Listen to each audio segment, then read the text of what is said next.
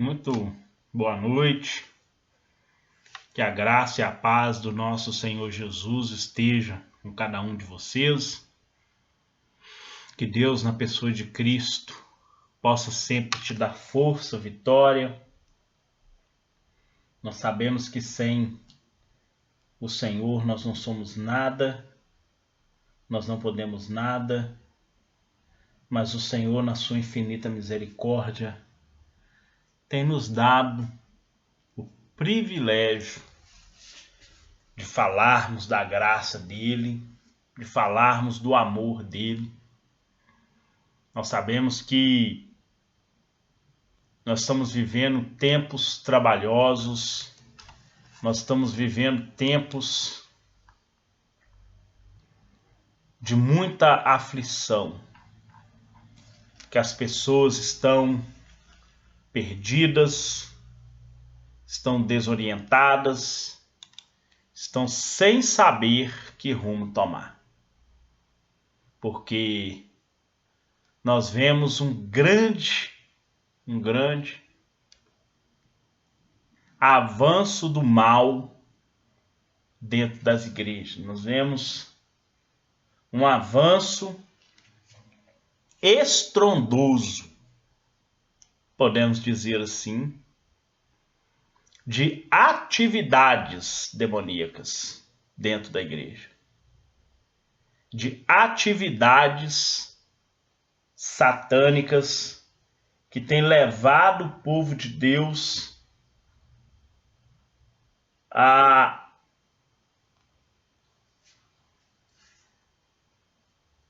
estar confuso com relação à obra salvífica do Senhor Jesus Cristo. Nós sabemos que a palavra de Deus fala que nos últimos tempos apostatarão alguns da fé, dando ouvido a espíritos enganadores e doutrina de demônios. E hoje nós vamos falar sobre o que você deve fazer para se manter na salvação em Cristo e levar outros a conquistar a salvação. Amém? Então, o que fazer para conquistar a salvação? A palavra do Senhor fala no livro de 2 Pedro 3,18 que nós devemos crescer em graça e em conhecimento, para que nós venhamos honrar ao Senhor com a nossa vida, com a nossa conduta, assim como vamos honrá-lo lá na eternidade. Então nós sabemos que para crescer na graça e no conhecimento, nós precisamos nos enraizar cada vez mais na palavra de Deus. Porque somente através de se enraizar na palavra de Deus, na palavra revelada dele, que diz lá em Deuteronômio 29, que as coisas reveladas são para nós e para nossos filhos, para cumprir toda a lei de Deus. O que está revelado de Gênesis a Apocalipse, os princípios morais do Antigo Testamento, com os princípios éticos do Novo Testamento, é que nós vamos estar aptos a cumprir os mandamentos de Deus.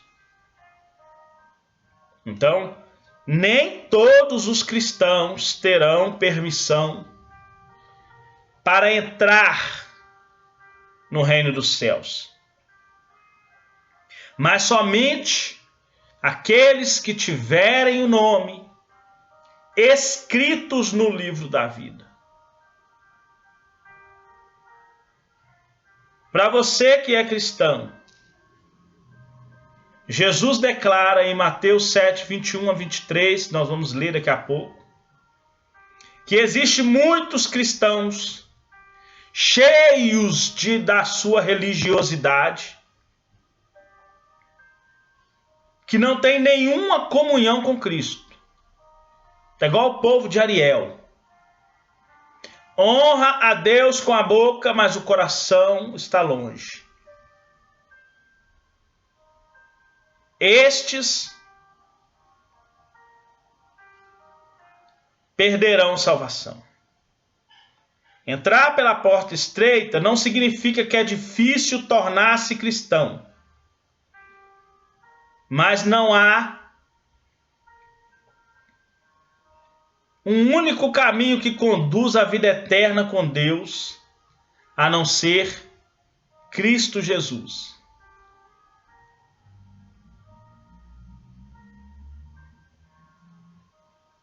Entrar pela porta estreita não significa que é difícil tornar-se cristão, mas é o único caminho que conduz à vida eterna com Deus. E são poucos que decidem tomar a decisão de entrar pela porta estreita.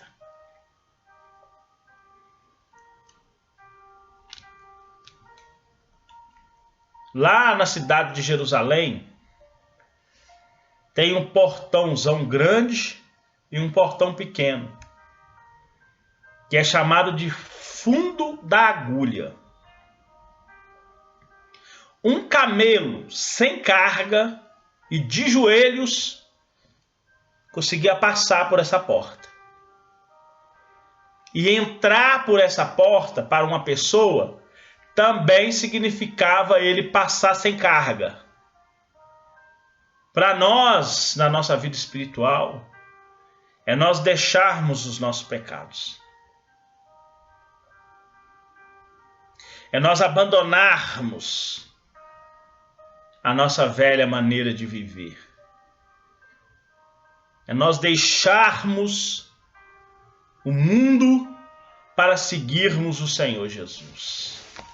Nós vamos ler lá no livro de Mateus, no capítulo 7, os versículos 21 a versículo 23.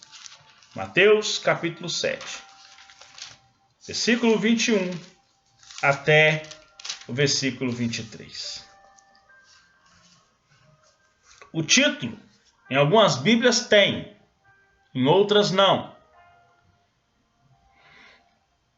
Quem entra no reino dos céus? Quem entra no reino dos céus? Nem todo o que me diz Senhor, Senhor, entrará no reino dos céus, mas aquele que faz a vontade do meu Pai que está nos céus. Muitos me dirão naquele dia: Senhor, Senhor, não profetizamos nós em teu nome? E em teu nome não expulsamos demônios?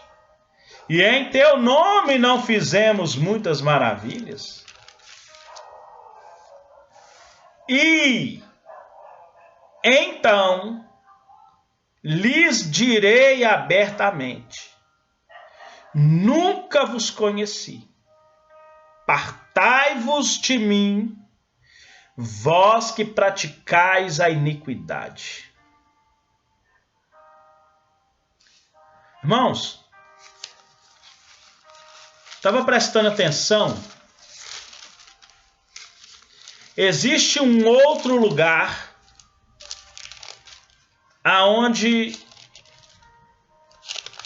está escrito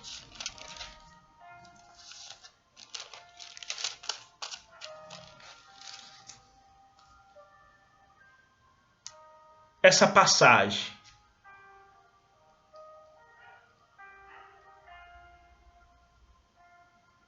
Onde Jesus declara que vai ouvir: não vos conheço. É na parábola das 10 virgens. 5 loucas, 5 prudentes. No versículo 11 de Mateus 25:11, E depois chegaram também as outras virgens, dizendo: Senhor, Senhor, abre-nos a porta. E ele respondendo diz: Em verdade vos digo que vos não conheço.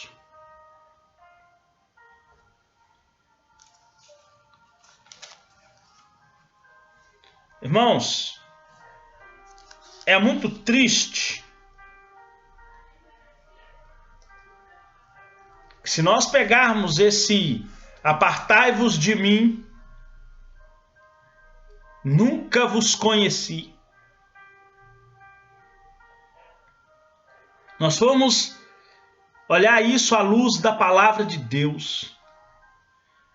Isso é uma advertência muito séria.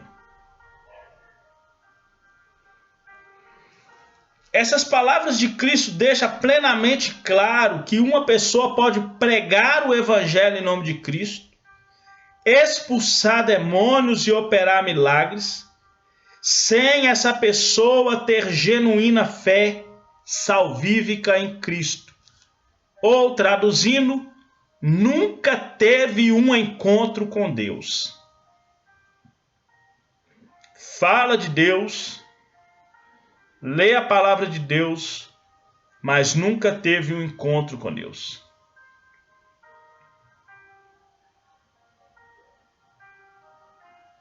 Porque uma coisa é eu falar que eu conheço alguém. Outra coisa é o alguém falar que me conhece.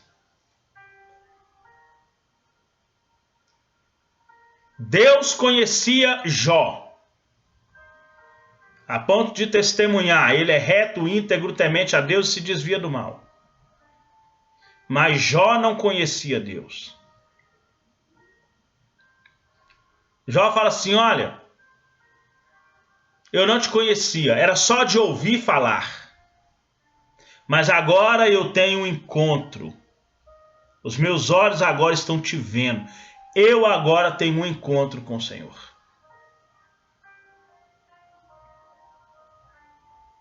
O apóstolo Paulo diz em Atos que importa que por muito sofrimento se entre no reino dos céus. Nós somos chamados para ser co-participantes do sofrimento de Cristo, não para ter piquenique nessa terra. Pessoas pregando vida boa nessa terra. Nós não somos chamados para ter vida boa. Nós somos chamados para participar do sofrimento de Cristo. As Escrituras nos ensinam que a pregação evangélica eloquente, um manifesto zelo pela justiça e operação de milagres, pode ter lugar nessa era mediante a influência e o poder de Satanás. Paulo nos adverte que o próprio Satanás se transfigura no anjo de luz, e não é muito, pois, que os seus ministros também se transfiguram em ministros da justiça. Está lá escrito em 2 Coríntios 11, 4 e 5, 14 e 15. 2 Coríntios 11, 14 e 15. Paulo torna claro que a simulação de uma unção poderosa pode ser operação de Satanás. Muitas vezes, Deus aniquila as atividades de Satanás nos falsos pregadores, a fim de salvar ou curar aqueles que sinceramente recebem a palavra de Deus.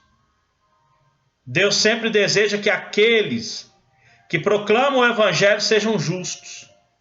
Porém, quando uma pessoa má ou imoral prega a palavra de Deus, ainda assim ele pode operar no coração daqueles que recebem a sua palavra e entregam-se a Cristo.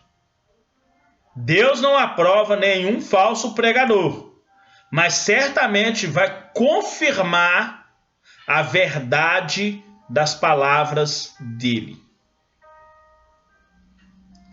O apóstolo Paulo fala que uns pregam o evangelho de boa mente, mas outros pregam com falsidade. independente, a palavra de Deus, ela vai ser pregada e as suas verdades vão ser confirmadas. Sem necessariamente a pessoa que está pregando ser um genuíno servo de Deus. Não confunda ser um genuíno servo de Deus com a operação do poder de Deus. A pessoa pode pregar a palavra de Deus sem ser genuinamente um servo de Deus. Por isso vai ouvir, nunca vos conheci. Versículo 21. Jesus ensinava enfaticamente que cumprir a vontade do Pai Celestial é uma condição prévia, essencial para a entrada no reino dos céus. Isso, no entanto, não significa que a pessoa pode ganhar ou merecer a salvação mediante seus esforços ou obras.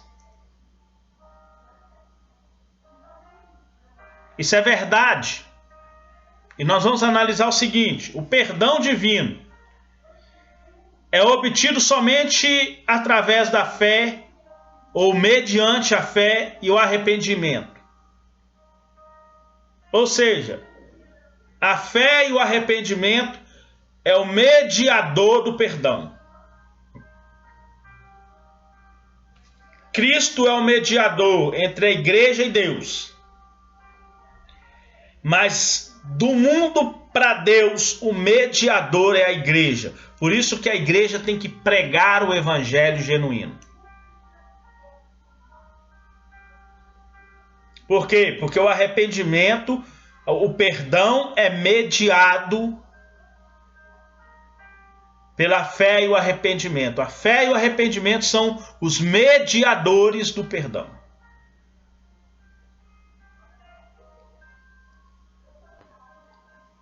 O perdão divino, o homem obtém mediante a fé e o arrependimento, concedido pela graça de Deus e a morte vicária de Cristo por nós. Vicário, não vigário. Vicário é aquele que toma o lugar de outro e age como se fosse ele. Jesus assumiu o nosso lugar de culpa e pagou o preço que era meu e era seu. Então, perdão divino é mediado pela fé e o arrependimento, que foi conquistado pela morte vicária de Cristo. A obediência à vontade de Deus requerida por Cristo é uma condição básica condizente à salvação. Mas Cristo declara também ser ela uma dádiva ligada à salvação dentro do reino. A obediência à vontade de Deus requerida por Cristo é uma condição básica condizente à salvação. A salvação é a dádiva. Efésios 2:8, pela graça sois salvos por meio da fé, isso não vem de vós, isso é um dom de Deus. Embora seja a salvação uma dádiva de Deus, o crente deve buscá-la continuamente, recebê-la e evidenciá-la mediante uma fé sincera, dedicado esforço. Fé sincera e dedicado esforço.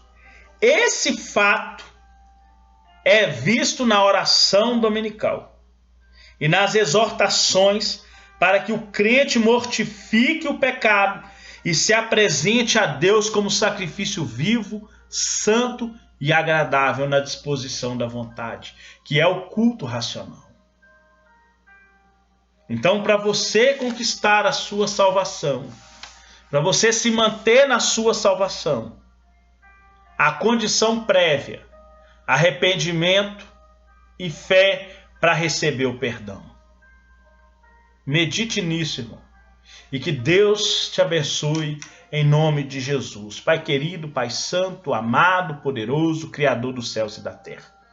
Nós agradecemos ao Senhor nesse momento pela tua palavra e que o Senhor, ó Pai, venha nos dar o perdão, venha nos santificar, nos purificar, nos encher da tua graça em nome de Jesus.